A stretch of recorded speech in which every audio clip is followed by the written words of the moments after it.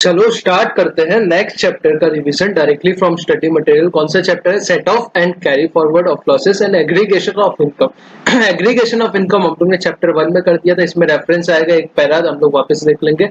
और set off and carry forward of losses is the most important part of this chapter. ठीक है, ये lecture किसके लिए है? ये लेक्चर आपका फास्ट फॉरवर्ड एकदम रिवीजन के लिए है कि आप कहीं इंस्टीट्यूट के मटेरियल से कुछ चीजें मिस तो नहीं कर रहे हो। ये आपको ध्यान रखना जरूरी है कि ऐसा नहीं हो जाए कि आपने क्लास वगैरह किया है, ठीक है, बट ऐसा नहीं हो कि स्टडी मटेरियल से कुछ चीजें मिस हो। तो स्टडी मटेरियल सब एक बार फटाफट क्विक गो थ्रू कर लेंगे, जिससे अपने को ये कॉन्फिडेंस रहे कि हाँ, जो भी स्टडी मटेरियल में जो जैसा दिया है मुझे आता है, उसके लिए अपना ये लेक्चर है। ठीक है, मैं सुबह से लेक्चर रिकॉर्ड कर रहा हूँ तो थोड़ी मेरी आवाज थोड़ी गड़बड़ हो गई रहेगी, कोई बात नहीं, इग्नोर कीजिएगा। और अपना फोकस क्या होना चाहिए कि अपने को कंसेप्ट्स कवर कर दें। और ये बेसिकली लेक्चर मैंने अपने क्लासेस वालों को कमिट किया था कि आपको मैं लेक्चर प्रोवाइड करने के बाद पूरा स्टडी मटेरियल से सीएस वालों को अलग से, सीए वालों को अलग से आपको करवा देता हूँ। CA inter and CS executive income tax class only at ₹1120 till date. ठीक है, तो मैंने क्या बोला था कि मैं फटाफट करा दूंगा, जिससे आपको ये लगे कि हमने कुछ भी मिस आउट नहीं किया है। और आपको नोट्स वगैरह मेरे पता है, टैक्स सेंटर का इंस्टाग्राम चैनल है, जाके अच्छे से आप चेकआउट कर सकते हो। हमारे टेलीग्राम चैनल पर मैंने कुछ नोट्स भी अपलोड करके रखे हैं, हैंड रिटन तो पूरा अपलोड करके रखा है। जो प्रिंटेड वाले हैं ऑब्वियस पर्पस है कि वो क्लासेस वालों को डिस्ट्रीब्यूट होते हैं, तो वो नहीं किए। छोड़ो, मैं अपना मार्केटिंग वगैरह नहीं करने आया हूँ, मैं आपकी हेल्प करने आया हूँ बेसिकली। और अगर आप सीरियस कंटेंट कंज्यूमर हो, सीरियसली पढ़ना चाहते हैं, तो हमारा चैनल सब्सक्राइब कर लीजिए। एक्सेल के वीडियोस, टैक्स के वीडियोस और भी बहुत सारी प्लानिंग है जो आपको मिलने वाली है। जीएसटी भी आने वाला है, बहुत कुछ आपको आने वाला है। ऑनलाइन रिटर्न कैसे फाइल करते हैं, आपके इंस्पिरेशन के लिए कुछ वीडियोस, बहुत कुछ ये चैनल पे है। Just check it out and subscribe it. ठीक है, आगे बढ़ते हैं। एग्रीगेशन ऑफ इनकम का मतलब क्या होता है? सबसे पहले एग्रीगेशन ऑफ इनकम को छोड़ो, set off and carry forward का मतलब समझो। Set of, carry forward of losses, तीन टर्म है। पहला लॉस है, फिर कैरी फॉरवर्ड है, फिर सेट ऑफ है। लॉस का मतलब क्या होता है? आपका इनकम आपके खर्चों से कम हो गया। इसका इनडायरेक्टली ऐसे भी बोल सकते हैं कि आपके जो खर्चे हैं, आपकी जो कॉस्ट है, वो आपके इनकम से बढ़ गई, तो आपका क्या हो जाएगा? लॉस हो जाएगा, ये आपको पता है। सेट ऑफ का मतलब क्या होता है? याद करो, मैंने आपको एक क्लासेस में एग्जांपल दिया था। आप और आपके फ्रेंड क्लासेस में आए थे, साथ में बैठते थे, एक दिन एक आपको बर्गर खिलाता था, दूसरे दिन आप खिलाते थे, फिर आपको देखो सेट ऑफ किया था, याद है? वो वाला एग्जाम्पल याद रखो, दिमाग में बैठा। और अभी मैं आपको बता रहा हूँ, वो ध्यान से सुनो। समझो कि आपका एक हेड में पीजीबीपी में आपको लॉस है, पीजीबीपी में लॉस है, और आपको कैपिटल गेन में प्रॉफिट है। ठीक है, पीजीबीपी में लॉस है और कैपिटल गेन में प्रॉफिट है। गवर्नमेंट आपके पास आता है कि बोलता है कि भाई पीजीबीपी में लॉस है 10 लाख रुपया और कैपिटल गेन में प्रॉफिट है 15 लाख रुपया। ठीक है, तो 10 लाख लॉस है, 15 लाख प्रॉफिट है। गवर्नमेंट आपके पास आके बोलती है कि 15 लाख जो आपका प्रॉफिट है, इसके ऊपर मेरे को टैक्स दो, टैक्स दो, टैक्स दो। तो आप क्या बोलोगे? पागल है क्या? अभी ये 10 लाख का जो लॉस है, उसका तो सेट ऑफ नहीं करेगा क्या? यहाँ पे मेरे को 10 लाख का कोई रिफंड थोड़ी यहाँ पे दे रहा है। ये 10 लाख का लॉस आप इग्नोर करोगे और प्रॉफिट पे टैक्स लोगे, ये कौन सा न्याय है? ये कौन सा जस्टिस है भाई? ये नहीं चलेगा। इसीलिए प्रिंसिपल ऑफ नेचुरल जस्टिस करके एक प्रिंसिपल होता है, उसके बेसिस पे ये कंसेप्ट आया कि सेट ऑफ करने आपको दिया जाएगा। 15 लाख रुपया प्रॉफिट है, 10 लाख रुपया लॉस है, तो सेट ऑफ कितना हो जाएगा? सेट ऑफ करके 5 लाख रुपए पे आपको टैक्स भरना पड़ेगा। ठीक है, कैरी फॉरवर्ड का मतलब क्या होता है? आपको मूव ऑन करना है, आपको आगे लेके जाना है। समझो यहाँ पे ही यही केस में लॉस होता है 20 लाख का और 15 लाख का प्रॉफिट होता है। उल्टा था, अभी उल्टा कर दिया। 20 लाख का लॉस है और 15 लाख का प्रॉफिट है, तो 5 लाख का एक्स्ट्रा लॉस है, वो क्या हो जाएगा? कैरी फॉरवर्ड हो जाएगा आगे वाले सालों तक। कितने साल होगा सर? वो हम लोग आगे देखेंगे क्या होगा, कैसे होगा। ठीक है, ठीक है सर। फिर ये एग्रीगेशन ऑफ इनकम को समझ लेते हैं। इन सर्टेन केसेस, कुछ ऐसे केस होते हैं, some amount is deemed as income. जैसे वो सब था ना सर फर्स्ट चैप्टर में, कैश क्रेडिट था। आपने कुछ इन्वेस्टमेंट किया, वो आपने दिखाया नहीं, आपने कुछ खर्चा किया, वो आपने दिखाया नहीं, बाद में असेसिंग ऑफिसर ने पकड़ लिया, तो वो आपकी इनकम बना देगी और आपके ऊपर 75% से टैक्स लगेगा। वो याद है? वो वाले section. Assessee though they were actually not in the nature of income, actually वो इनकम नहीं, आपने एसेट इन्वेस्ट किया है, आपने खर्चा किया है, वो सब है। These cases are contained in 68, 69, 69A, 69B, 69C, 69D। ये सब कहाँ पे? ये सब सेक्शन में जो चैप्टर 1 में हम लोग ने अच्छे से पढ़ा है, these are discussed in in detail in chapter 1. The assessing officer may require the assessee to furnish explanation in such cases. Assessing officer क्या बोल सकता है कि मेरे को डिटेल दो. If assessee does not offer, अगर assessee ऑफर नहीं करता डिटेल तो उसके ऊपर टैक्स लगेगा. कौन सी टैक्स लगेगा? 75% पे लगेगा. और वो इनकम को क्या कर देंगे? एग्रीगेट कर देंगे. ये एग्रीगेशन ऑफ इनकम का कंसेप्ट है. बस इतना ही है. अभी सबसे इंपॉर्टेंट ये है कि सेट ऑफ और कैरी फॉरवर्ड का मतलब क्या होता है. Specific provision has been made in income tax act for set off and carry forward. ठीक है. In simple word set off का मतलब क्या होता है? एडजस्टमेंट करना है आपको. किसका एडजस्टमेंट करना है? लॉस का करना है. किसके सामने करना है? प्रॉफिट के सामने करना है. अगर अगेंस्ट किसके? सोर्स के सामने या हेड के सामने. मतलब समझते क्या होता है. If losses can not be set of in the same year, अगर लॉस सेम ईयर में नहीं हो पाते सेट ऑफ तो क्या होगा? वो कैरी फॉरवर्ड हो जाएंगे. The maximum period of which different losses can be carry forward for set off has been provided in the act. कोई 8 साल के लिए होगा, कोई 4 साल के लिए होगा, कोई अनलिमिटेड टाइम के लिए होगा. वो आपको दिया हुआ है तो वो आपको टेंशन लेने की जरूरत नहीं. मैं थोड़ा फास्ट जा रहा हूँ, मुझे पता है, क्योंकि ये आपका जस्ट आपको बता रहा हूँ कि ये सब चीज हम लोग ने ऑलरेडी पढ़ ली है. हम लोग ने बहुत in detail 4-4, 5-5 bar multiple revision कर करके पढ़ी है और ये आपका एक और एक्स्ट्रा रिवीजन है. इंटर सोर्स एडजस्टमेंट का मतलब क्या होता है? इंटर सोर्स एडजस्टमेंट को और एक चीज बोला जाता है इंट्रा हेड एडजस्टमेंट और दूसरा होता है inter head adjustment. Intra head adjustment है. इंटर सोर्स एडजस्टमेंट का मतलब क्या होता है? एक ही हेड के अंदर एडजस्टमेंट करना है. मतलब क्या? मेरे समझो 2 प्रॉफिट है, 2 पीजीबीपी है, 2 बिजनेस है. एक बिजनेस में लॉस आ रहा है, एक प्रॉफिट आ रहा है. तो एक ही हेड के अंदर 2 बिजनेस है, तो एक का प्रॉफिट एक का लॉस सेट ऑफ हो रहा है. इसको क्या बोलेंगे? इंट्रा हेड या इंटर सोर्स. इंटर सोर्स को एक और नाम बोलते हैं इंट्रा हेड एडजस्टमेंट. और सेक्शन 71 किसके बारे में डील करता है? सेक्शन 71 डील करता है इंटर हेड एडजस्टमेंट के बारे में. कौन सा एडजस्टमेंट? इंटर हेड एडजस्टमेंट के बारे में. इंटर हेड एडजस्टमेंट में आपको ऐसे ध्यान रखोगे, इंटर कास्ट मैरिज होता है ना. इंटर कास्ट मैरिज का मतलब क्या होता है? मेरी मैरिज किसी और कास्ट में होता है, अपनी कास्ट से बाहर किसी और कास्ट से. सेम इंटर हेड का मतलब क्या? अपने हेड को छोड़ के किसी और हेड के साथ एडजस्टमेंट करना, उसको क्या बोलेंगे? इंटर हेड एडजस्टमेंट बोलेंगे. और इंटर हेड मतलब क्या? अंदर अंदर अंदर अंदर अंदर एडजस्टमेंट करना. इंटर सोर्स या इंटर हेड का मतलब क्या? Under this section the losses incurred by the assessee in respect of one source shell be set of income from the other source under the same head. मतलब source अलग अलग होंगे. एक business textile का रहेगा, दूसरा बिजनेस टी का रहेगा, दोनों अलग अलग बिजनेस है पर हेड सेम है. कौन सा हेड है? ये वाला PGBP head. Since the income under each head is to be computed by grouping together, वे एक साथ ग्रुप करके हेड में डालते हैं. Net result of the activities of all sources covered by that head. In simpler term, simple भाषा में, loss from one source of income can be adjusted against income from another source, both source being under the same head. सीधी सी बात याद रखनी, एक head के अंदर ही 2 इनकम आप सेट ऑफ कर रहे हो, उसको क्या बोलेंगे? इंट्रा हेड एडजस्टमेंट या इंटर सोर्स एडजस्टमेंट. एग्जांपल दिया हुआ है, loss from one house property can be set off against income from another house property. Loss from one business can be set off against another business. जैसे textile का business printing के business के साथ. ठीक है. फिर हम लोग पढ़ते हैं इनपरमिसिबल इंटर सोर्स एडजस्टमेंट. 4 इसके मैंने क्या बोला था आपको? एक्सेप्शन था. एक्सेप्शन 4 तो स्पेकुलेशन बिजनेस का लॉस सिर्फ स्पेकुलेशन बिजनेस के गेन के साथ होगा. स्पेसिफाइड बिजनेस का लॉस सिर्फ स्पेसिफाइड बिजनेस के गेन के साथ होगा. फिर थर्ड क्या? ओनिंग मेंटेनिंग हॉर्सेस का सिर्फ ओनिंग मेंटेनिंग ऑफ हॉर्सेस की इनकम से सेट ऑफ हो सकता है. चौथा लॉन्ग टर्म कैपिटल और सिर्फ लॉन्ग टर्म कैपिटल गेन से हो सकता है. ठीक है. यही 4 पॉइंट यहाँ पे लिखे हुए. It must be noted that loss from an exempt source cannot be set off against profit from a taxable source. अगर ये बहुत इंपॉर्टेंट है कि अगर आपका लॉस हुआ है, वो इनकम ही एग्जेम्प्ट है, तो वो सेट ऑफ नहीं हो सकता. किसके साथ? जो दूसरा सोर्स है वो प्रॉफिटेबल सोर्स है. For example, loss from partnership firm. Partnership firm से जो इनकम पार्टनर को मिलता है वो एग्जेम्प्ट होता है. 10(2)A में याद है, वो सेट ऑफ नहीं हो सकता कोई दूसरे बिजनेस की इनकम से. बस इतना ध्यान रखो. फिर इंटर हेड एडजस्टमेंट का मतलब क्या? एक हेड का एडजस्टमेंट दूसरे हेड के साथ होगा तो उसको क्या बोलेंगे? Inter head. इसके केस में क्या? 6 एक्सेप्शन थे. पहले में 4 एक्सेप्शन थे, दूसरे में 6 एक्सेप्शन थे. 4 तो सेम थे. स्पेसिफाइड का लॉस सिर्फ स्पेसिफाइड के गेन से, स्पेकुलेटिव का लॉस सिर्फ स्पेकुलेटिव के गेन से, ओनिंग मेंटेनिंग का लॉस सिर्फ ओनिंग मेंटेनिंग के हेड से, और क्या था? लॉन्ग टर्म कैपिटल लॉस सिर्फ लॉन्ग टर्म कैपिटल गेन से. फिर 2 और पॉइंट थे कि शॉर्ट टर्म कैपिटल लॉस या तो शॉर्ट टर्म कैपिटल गेन से या लॉन्ग टर्म कैपिटल गेन से. और 6 पॉइंट क्या था? बिजनेस का लॉस कभी सैलरी से सेट ऑफ नहीं हो सकता. ये 6 पॉइंट थे. हाँ सर, ये 6 पॉइंट थे. लॉन्ग टर्म कैपिटल गेन वगैरह कैसे आपको याद रखना है? जो लॉन्ग टर्म कैपिटल गेन वाला हेड है वो किंग है. किंग किसी और की मदद नहीं ले सकता. किंग किसी और की मदद नहीं ले सकता. मतलब क्या?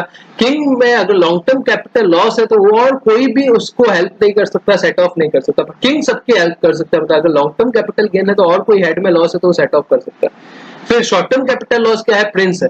अगर प्रिंस की मदद कौन कर सकता है, या तो प्रिंस खुद की मदद कर सकता है, किंग उसकी मदद कर सकता है। अगर शॉर्ट टर्म कैपिटल लॉस है तो या तो शॉर्ट टर्म कैपिटल गेन से सेट ऑफ होगा या लॉन्ग टर्म कैपिटल गेन से सेट ऑफ होगा, और किसी से नहीं होगा। स्पेसिफाइड बिजनेस, स्पेकुलेटिव बिजनेस और owning and maintaining of horses का लॉस जो है सिर्फ उन्हीं की इनकम से सेट ऑफ होगा, उन्हीं की, मतलब स्पेकुलेटिव का लॉस सिर्फ स्पेकुलेटिव गेन, स्पेसिफाइड का लॉस सिर्फ स्पेसिफाइड की गेन, ओनिंग मेंटेनिंग का लॉस सिर्फ ओनिंग मेंटेनिंग की गेन, ठीक है। बट अगर स्पेक्युलेटिव, स्पेसिफाइड या ओनिंग मेंटेनिंग में कोई गेन है, मतलब कोई प्रॉफिट है, तो क्या दूसरे लॉस को सेट ऑफ करने काम आ सकता है क्या? हाँ, बिल्कुल आ सकता है, ठीक है। फिर ये 6 पॉइंट मैंने बोला, वो 6 पॉइंट सेम है, 4 पॉइंट सेम है, 2 एक्स्ट्रा आ गए। फिर इलस्ट्रेशन हम लोग ने बहुत अच्छे से किए हुए, वापस टाइम वेस्ट करके कोई मतलब नहीं है सर। अगर आप मेरी क्लास नहीं ली है आपने तो भी कोई प्रॉब्लम नहीं है। आपको अगर कुछ डाउट आता है तो कमेंट बॉक्स में नीचे लिख के रखो, मैं पूरी ट्राई करूंगा सॉल्व करने का। Carry forward and set of loss from house property. House property में अगर लॉस आएगा तो क्या करना है, सबसे पहले इंट्रा हेड एडजस्टमेंट करना है। याद करो, मैं आपको बता देता हूँ कौन सा टेबल हम लोग ने किया था, तो आपको याद आएगा। एक सेकंड, ये वाला table. Income from house property क्या करना है, सबसे पहले इंट्रा हेड एडजस्टमेंट करना है, फिर इंट्रा हेड एडजस्टमेंट करना है, मैक्सिमम 2 लाख, फिर कैरी फॉरवर्ड कर देना है, फिर पीजीबीपी का कैसे करना है, शॉर्ट टर्म कैपिटल, सब कुछ हमारे एक ही चार्ट में इंक्लूडेड था। तो यहाँ पे देख लेते हैं कैसे करना है। सबसे पहले हाउस प्रॉपर्टी का, हाउस प्रॉपर्टी सबसे पहले क्या करेंगे, इंट्रा हेड एडजस्टमेंट करेंगे, मतलब अंदर अंदर कोई दूसरी हाउस प्रॉपर्टी में प्रॉफिट है और इधर लॉस है तो सेट ऑफ कर दो। उसके अलावा कुछ बचा तो इंटर हेड कर लेंगे, पर इंटर हेड मैक्सिमम 2 लाख तक ही होगा। क्यों होगा, क्या होगा, लॉजिक मैंने बहुत अच्छे से क्लास में बताया था, सिर्फ 2 लाख तक ही होगा। The unabsorbed loss will be carried forward to the following assessment year to be set off against income under the head income from house property, ठीक है। Maximum period of carry forward कितना होगा, 8 साल तक होगा। सब कुछ 8 साल तक ही होगा, याद है, सब कुछ 8 साल तक होगा। पर कुछ गए थे 4 में, कुछ गए थे अनलिमिटेड में। बिजनेस से 2 लोग उठ के गए थे, स्पेसिफाइड बिजनेस गया था अनलिमिटेड तक, स्पेकुलेटिव बिजनेस गया था 4 साल तक, और स्पेसिफाइड के नीचे अनलिमिटेड अनअब्सॉर्ब्ड डेप्रिसिएशन था, स्पेकुलेटिव के नीचे ओनिंग एंड मेंटेनिंग 4 साल तक, ठीक है। बाकी सब 8 साल तक। फिर एग्जांपल दिया है, आप एक बार रीड कर लो, मैं आपको 30 सेकंड का टाइम देता हूँ।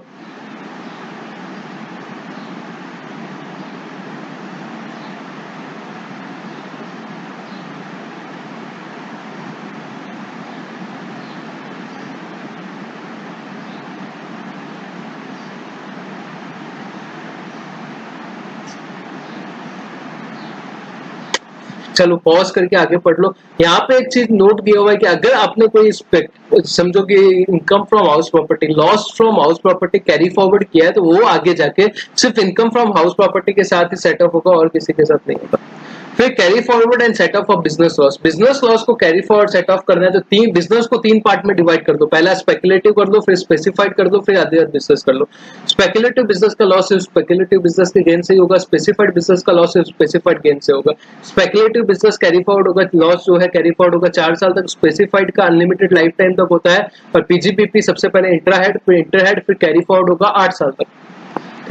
Under the Act, the assessee has the right to carry forward the loss from business and profession in case where such loss cannot be set off due to absence or inadequacy of income. ठीक है भाई, the loss so carry forward can be set off against a profit of subsequent. अभी जो loss आगे भेजा है वो आगे प्रॉफिट से हो सकता है, हाँ हो सकता है।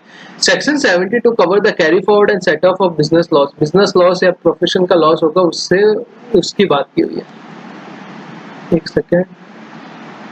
The assessee's right to carry forward business loss under this section is however subject to following condition. ये condition के सामने वो कर सकता है। पहला, the loss should have been incurred in a business, profession या vocation, ठीक है।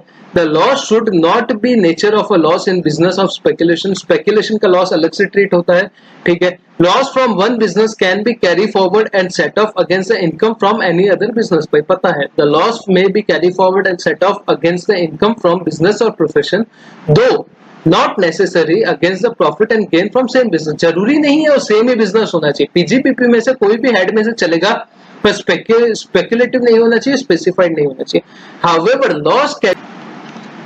However, a loss carry forward cannot under any circumstances be set off against the income from any other head other than PGPP. मतलब क्या एक बार यहाँ से loss carry forward हो गया आगे साथ, तो आगे जाके वो सिर्फ पीजीपीपी के साथ ही सेटअप होगा, बेसिकली ऐसा बोलना चाहता है। फिर person who incurred the loss alone is entitled to carry forward and set off the loss.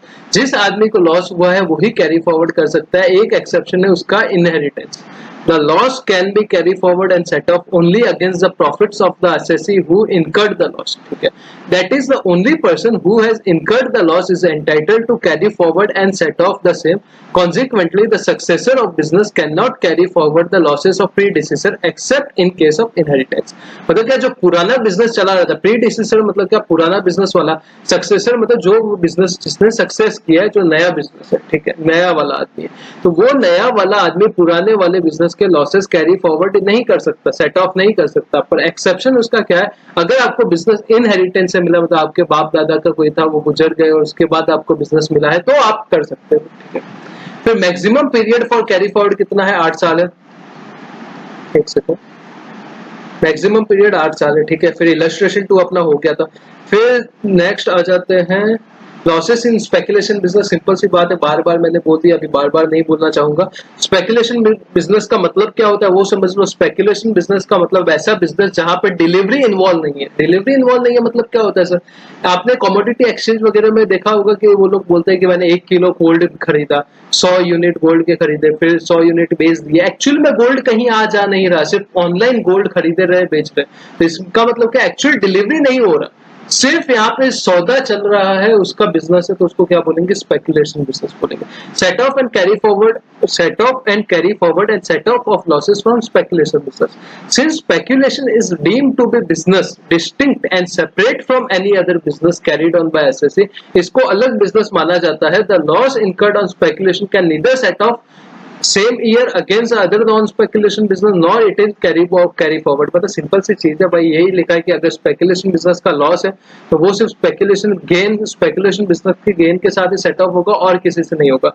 और अगर नहीं हो पाएगा तो कैरी फॉरवर्ड हो जाएगा, और कैरी फॉरवर्ड भी जब होगा तो वो किसके साथ आगे जाके सेट ऑफ होगा, सिर्फ स्पेकुलेशन बिजनेस की गेन के साथ होगा, नहीं तो नहीं होगा।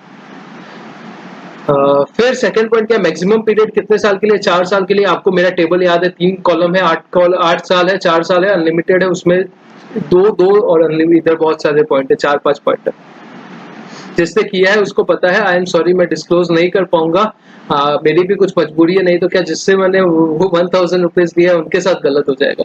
When a business of a company deem to be carrying on speculation business, अगर business of a company deem to speculation business कर रहा है तो क्या, the explanation to this section provides that where any part of the business of a company consists in a purchase sale of shares of other company, such company shall be deemed to be carrying on a speculative business। तो वो क्या मान लिया जाएगा, deem कर लिया जाएगा कि क्या ये स्पेकुलेशन बिजनेस कर रहे हैं। क्या कर रहे हैं, अगर वो कंपनी कंसिस्ट क्या करिए, परचेस या सेल करिए, दूसरी कंपनी के शेयर परचेस या सेल करिए तो फिर।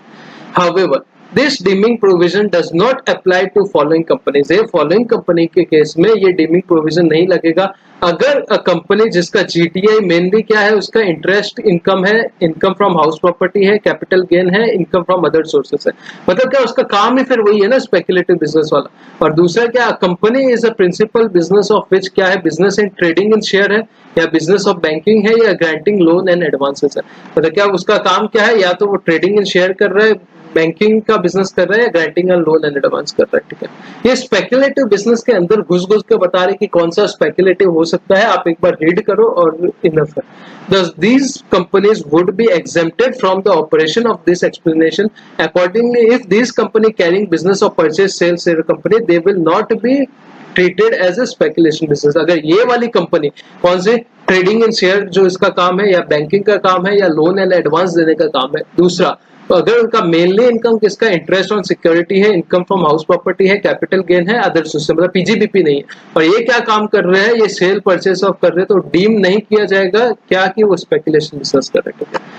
फिर स्पेसिफाइड बिजनेस का बोलेंगे, अनलिमिटेड लाइफ के लिए कैरी फॉरवर्ड होगा, इसका लॉस सिर्फ इसकी इनकम के साथ ही वो हो सकता है, क्या सेट ऑफ हो सकता है। The loss of an assessee claim deduction under section 35AD in respect of specified business can be set off against the profit of another specified business under section 73A, irrespective of the latter is eligible for deduction under section 35AD। ठीक है, मतलब क्या 35AD कोई business claim कर रहा है, specified business है, और उसका कैन सेट ऑफ हो सकता है दूसरे स्पेसिफाइड बिजनेस के साथ, एंड और वो फर्क नहीं पड़ता वो बेनिफिट 35AD का डिडक्शन ले रहा है कि नहीं ले रहा है। An SSC can therefore set off the losses of a hospital और hotel which begin to operate after 1st April 2020. Hotel और हॉस्पिटल दोनों अपने 35AD में आते हैं, and which is eligible for deduction under section 35AD against the profit of existing business of operating hotel. मतलब कोई और भी ऐसा बिजनेस है 100 बेड से ज्यादा वाला हॉस्पिटल का या होटल 2 स्टार से ज्यादा वाला,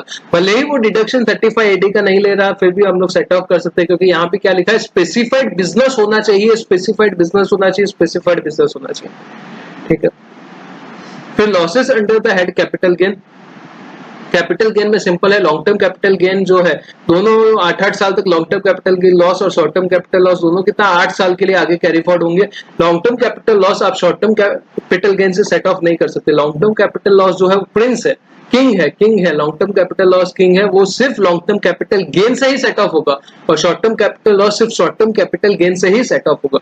short term capital loss where the loss so carry forward is a short term capital loss, it shall be set off against short term capital gain और लॉन्ग टर्म कैपिटल गेन। क्योंकि short term capital loss प्रिंस है, प्रिंस की मदद या तो खुद प्रिंस कर सकता है शॉर्ट टर्म कैपिटल गेन, या फिर किंग कर सकता है लॉन्ग टर्म कैपिटल गेन, और कोई नहीं कर सकता। लॉन्ग टर्म कैपिटल गेन सिर्फ लॉस सिर्फ लॉन्ग टर्म कैपिटल गेन के साथ ही सेट ऑफ होगा। Loss under head capital gain, net loss under the head capital gain can not be set off against any other head, कोई दूसरे head के साथ set of नहीं हो सकते।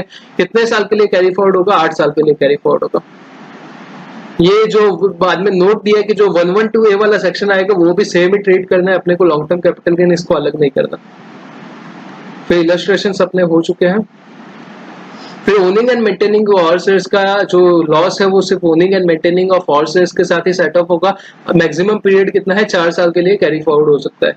फिर सर्टेन टर्म का मतलब बताया कि amount incurred by the assessee in activity of owning and maintaining of horse races, कैसे इनकम अर्न कर सकते हैं। In case of assessee has no income by way of stake money, amount of revenue expenditure incurred assessee wholly and exclusively for the purpose of maintaining horses. ये एक बार आप read कर लो यार, एक बार आप रीड कर लो, एक बार आप रीड कर लो।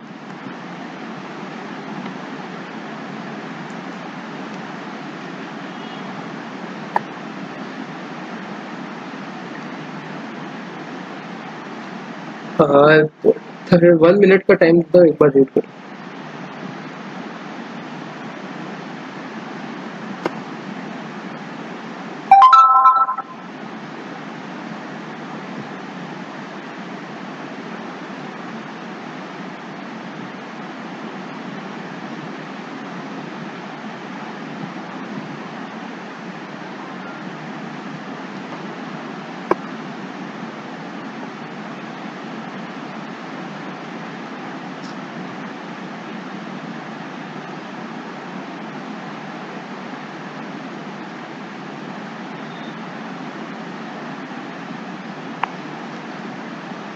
तो फिर आगे बढ़े, तो इसमें क्या लिखा है कि टर्म दिए हुए उसका मीनिंग दिया हुआ है, एक बार रीड करके आगे बढ़ना है। Income by way of stake money, stake money बार बार दिया हुआ है, तो स्टेक मनी का मतलब क्या होता है? द ग्रॉस अमाउंट और prize of money receive by race, जो घोड़ों की रेस पे आप पैसा जीतोगे, और horse race by the owner, जो ओनर जीतेगा, thereof on account of horse और हॉर्सेस और एनी वन और more of the horse winning और बीइंग प्लेस सेकंड और in lower position of horses. जो घोड़ों के जो आप हॉर्स रेस में पैसा जीतोगे उसको क्या बोलेंगे? Stake money. In case assessee has no income by way of stake money, अगर स्टेक मनी से उसको कुछ पैसा नहीं मिला तो amount of revenue expenditure incurred by the assessee wholly and exclusively for the purpose of maintaining the horses. अगर amount of revenue expenditure incur किया है wholly and exclusively for purpose of maintaining horses, तो वो आपका क्या हो जाएगा? Loss हो जाएगा, अगर आपने इनकम फ्रॉम स्टेक मनी को जीता ही नहीं। In case assessee has a income by way of stake money, अगर स्टेक मनी से उसने कुछ पैसा जीता है तो the amount which such income by way of stake money falls short or amount of revenue expenditure incurred by the assessee wholly and exclusively। Simple सी चीजें, अपने को लॉस देखना है। अगर आपने स्टेक मनी जीता नहीं, मतलब क्या पूरा खर्चा जितना किया वो आपका लॉस हो गया। अगर आपने कुछ पैसा जीता तो आपने जो रेवेन्यू एक्सपेंडिचर किया था वहां पे, वो आपने पैसा जीता उससे ज्यादा हो गया, तो बेसिकली क्या हो जाएगा? वो आपका लॉस हो जाएगा। हॉर्स रेस का मतलब क्या? Horse race upon which wagering और बैटरिंग में लॉफुली मेड, कानून के तहत वो रेस जिसके ऊपर सट्टा लगा सकते हो, वेजरिंग या बैटिंग कर सकते हो, वो हॉर्स रेस है। एक बार रीडिंग करना है, इससे ज्यादा भावनाओं में मत आना इसमें। फिर नेक्स्ट आ जाते हैं submission of return of loss के। अगर आप को अपना लॉस कैरी फॉरवर्ड करना है तो अपना रिटर्न आपको टाइम पे भरना पड़ेगा। अगर आपको अपना लॉस कैरी फॉरवर्ड करना है तो 139(3) लॉस रिटर्न देखा था, पता है, वो लॉस रिटर्न आपको टाइम पे भरना पड़ेगा up to due date of return filing, नहीं तो आपको लॉस कैरी फॉरवर्ड किया नहीं जानने दिया जाएगा। But loss from house property और अनअब्जॉर्ब डेप्रिसिएशन अगर आपने रिटर्न टाइम पे फाइल नहीं किया तो भी आपको कैरी फॉरवर्ड करने देंगे, कोई तकलीफ की बात नहीं, वही लिखा है सेक्शन 80 में, ठीक है।